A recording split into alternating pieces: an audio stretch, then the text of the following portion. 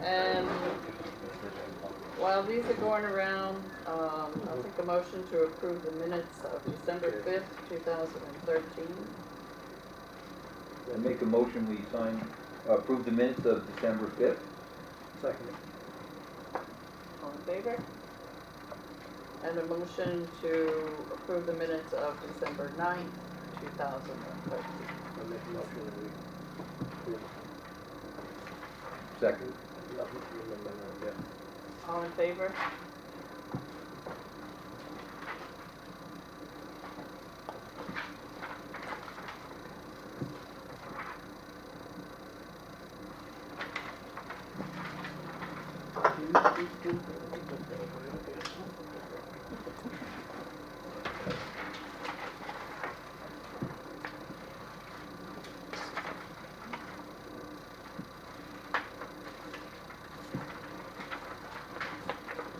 I understand taxes are coming in, but they're a little bit slower this year. Yeah, well, we're starting to see more activity. First half of December was a little slower than typical, but that's more traffic now.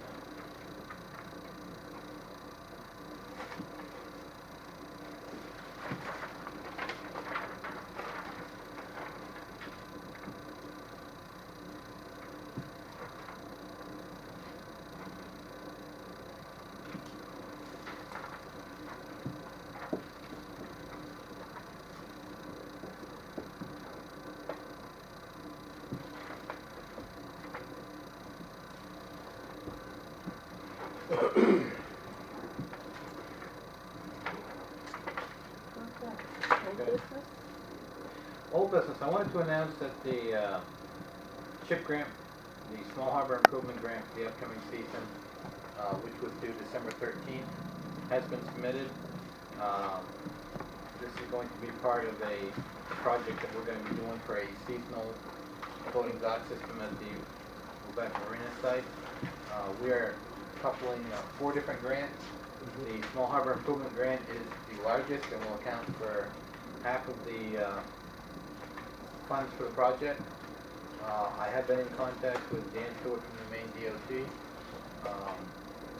He informed me that the DOT is aware of our project. He's personally helped us with the floating infrastructure route grant, and he's informed me that the DOT, wants to be a partner with us in this project. So right now we've been notified that we've received 3 out of the 4 grants that we need. This is the 4th one, and I'm expecting notification in the week. Good. Yes, certainly. I'd like to thank John for all his hard work and all these grants. Yeah. Thank you, John. Yeah, thank you, A lot John. of work, a lot of time. I know he's done a lot of it at home. And he's done some of it at the Harbor Board meetings as well. Do what you have to do. That's right. Okay. Next item, we had the tanker, which is a 1972 Maxim out front here. It's been out front for a couple of years now. We put it out to bid. We did not receive any bids. And once the bidding period closed, we had people come in and express an interest in it. So the selectmen put it back out to bid. And I am happy to report tonight that we have 4 bids. Hooray! Even if you plant on Say goodbye to the lawn ornament. Would you like to open it? No, you can. I make a Okay. motion, we The open lawn fawn. the bids. I second it. Yeah. Wow, that's really cool. I don't think we were ever going to see the end of the lawn fawn. Well, we haven't yet, so we shouldn't say anything. Okay. The first one, this is from David Klein, 459, number 9 Road, Cutler, Maine. I, David W. Klein, bid the sum of $777 for the fire truck tanker. What's that number? Yeah. 777.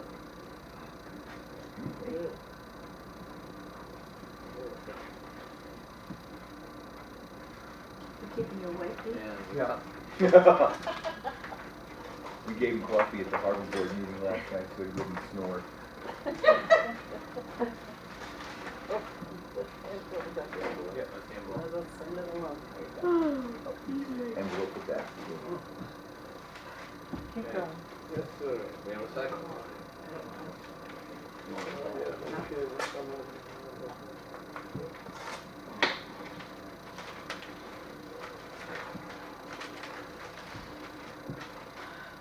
This is from Peter Yates, 176 Road. I am bidding on the 1974 Maxim water tanker in the amount of $1,005.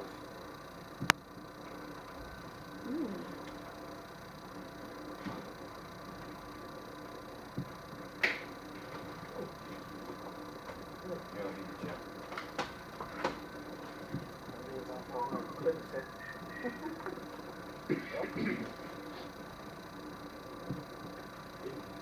Man. This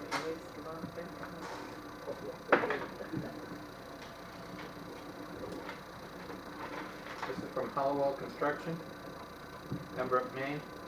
Our bid on the 1974 fire truck, $755.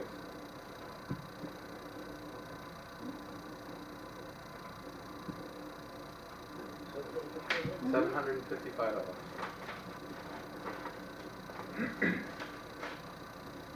And the ones that do the road, and the contractor. road. Yeah, I was gonna say, I recognize that it's on the truck this year. Okay, I make a motion, we We're not award. done yet. Oh, there's more? There's more. Oh, I thought you said 3. No, there's Oh. more.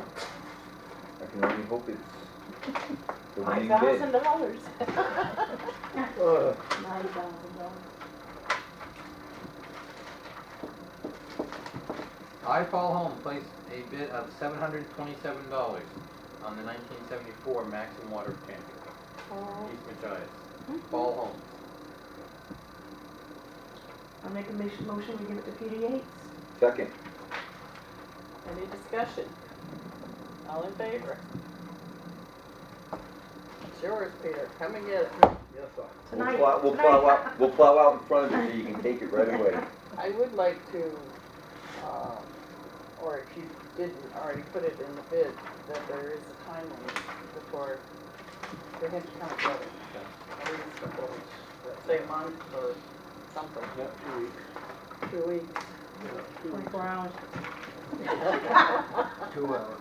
2 hours. Right before the ice. Something Before the ice storm. Something that stops it from sitting out there forever. Right. Hmm. I'll notify them tomorrow. Okay. Thank you. Okay, next item. um, We had a public hearing on the brownfield application to the Historical Society. Todd Coffin and Nick Hodgkins came up. Todd is from GEI, and Nick Hodgkins is from Maine DEP. They gave us a little bit of an update as to where the project is. The grant application is going to be submitted in January. The grant awards will be announced sometimes in May, and the funds will be available on October 1st, 2014. So if we are successful, this will be the time frame that we'll be working under. Some of the information that Nick and Todd shared with us was funds are limited to $200,000 per property. 2 lots, known on the Lubec tax maps as map 18 lot 19 and lot 20, will be used to secure up to $400,000 per project. Any unused funds will be returned to the brownfield program. The project will consist of demolishing the former Columbian factory and removing the hazardous material. The remaining material can be reused as fill for the site. Area fill sites include the area where the turnout will be constructed and raising the parking lot to road level. A scenic turnout and pedestrian path to access the water will be constructed. The Historical Society building will be moved to the area that is now the parking lot and turned sideways. At this point, Nick Hodgkins and Todd Coffin are confident that the project will receive funding, and I would like to thank the 29 people that turned up to the public hearing. Very good. To have that kind of turnout for a project like this really shows how interested the community is in this project, and that will make our application that much stronger. Good. Right now the project is a go. We've been working with both Nick and Todd on any questions that they have, any information that they can request to make the application stronger, we're providing. So right now it's a matter of to keep giving them the information that they're requesting, and we're waiting for that application deadline in January.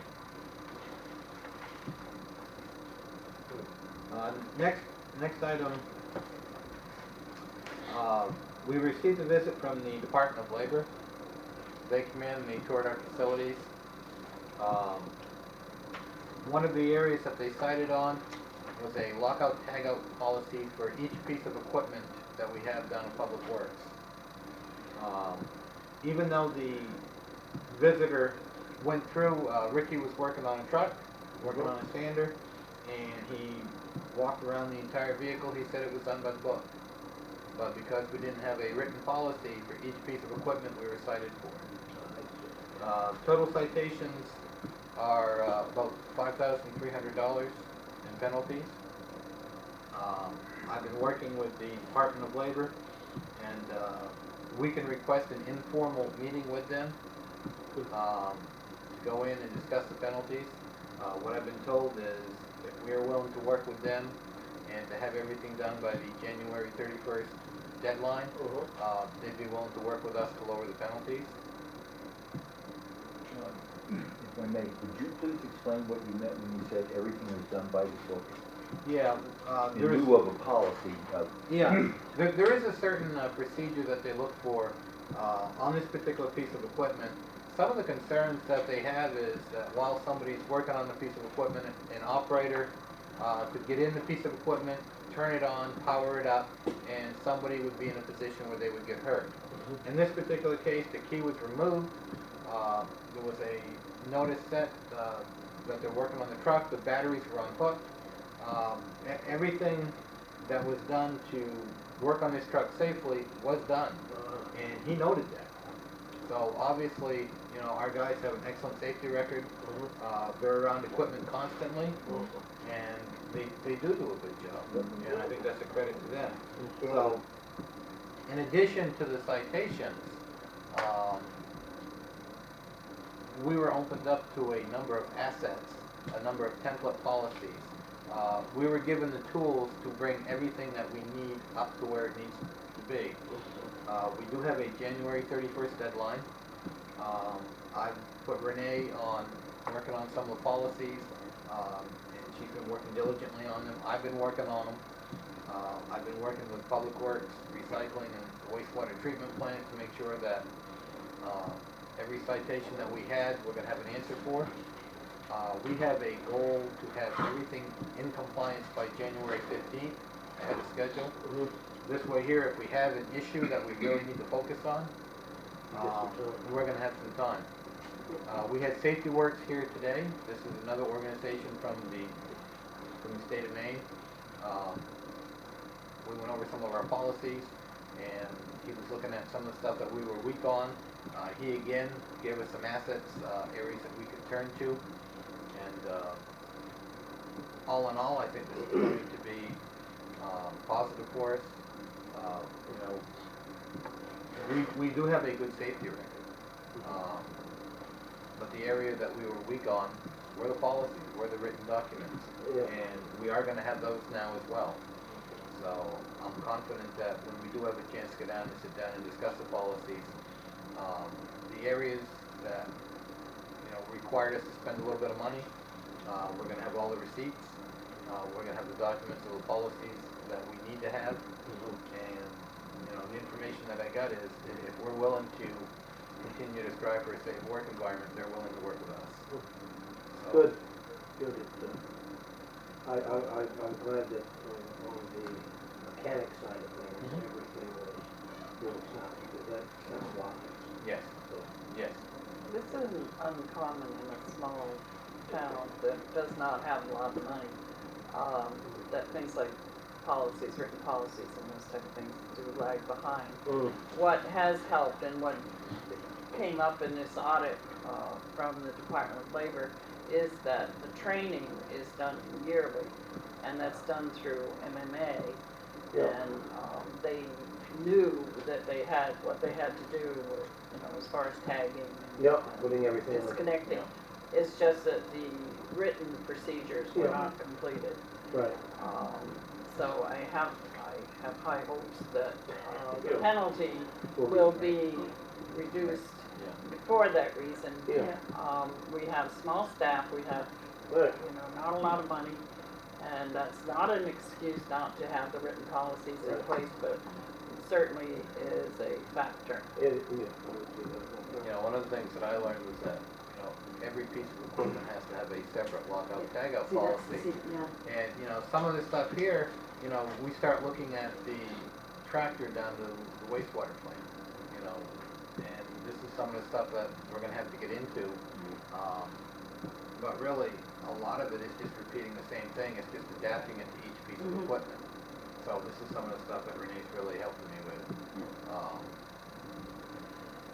I'm looking at a shelf and making sure that it's sturdy enough to Yeah. hold whatever's on there. I mean, they actually want down to the dimensions of the wood and that kind Yeah. of thing. Oh, Yeah. yeah. One of the things that we did get cited for too is the shelving down at the recycling center has to be low graded by a certified engineer. The sander racks have to be rated by a certified engineer. I talked to a local engineering firm, and to do that they quoted us $2,200. Now, we can do some of the legwork ourselves, and this is what I'm talking about, and that'll cut the price in half. So, again, I'll be going down, taking all kinds of photographs. Well, this happened coast to coast with wherever there was snow removal equipment, and they would put the sanders up so that it was, the truck could back under and lower it in. Well, most towns used the materials of opportunity, which was a lot of old utility poles. Well, that's varying degrees of strength, and some of them are half rotten, and you don't know until you go to lift the sander out of the back, and then it's broken. So Right. there's companies that make metal racks specifically for that, and of course, one of the things you get, what you pay for is a load rating. It's engineered, it's built to be like that, but again, we're a small town, we don't have money for all these wonderful things that'd be nice to have, but we do have it so that it, if anything, it's probably overbuilt. I think most Yeah. cases, Right, yeah, we're but over. now we do need to overkill. prove that it's overbuilt, so. Right. um, Do they come, what, is it once a year or No, every 5 they years? usually come, if someone tells them that they should come and look. Oh, Because I don't ever remember them No. coming before. No, they have never Oh, been that's here. interesting. No. yes, it is. I think the date I was given was 2002 was the last. Yeah. Yeah, 2002 is what Right. I said. unless well, there's, be that as it may. right, Right. and there's nothing you can do about that. And it's great to find out, And, you know, try. yeah, again, you have to find out these things, but But I mean, we've been working with Ann Schneider with MMA. They've come up, last year we've been working on the safety committees, and everybody's been meeting and going over. And, we've come a long ways. Yeah. And I'm thankful, that we have been working with Ann. Yeah. I'd really hate to see, Bureau of Labor come in and catch a flat foot. Right, We've got a lot of the stuff already in place. right. Right, good, wonderful. I would say in the last probably 10 years, we've come from absolute zero. Yeah. The Right. first Yeah. time that I worked up here, Yeah. we had nothing. And, but it's a slow process. And when you don't have a lot of money to work with, and you have an administrator who is pulled in 26 directions, Yeah. Yeah, it makes it out. I think we did pretty well. Yeah, oh, yeah, most certainly.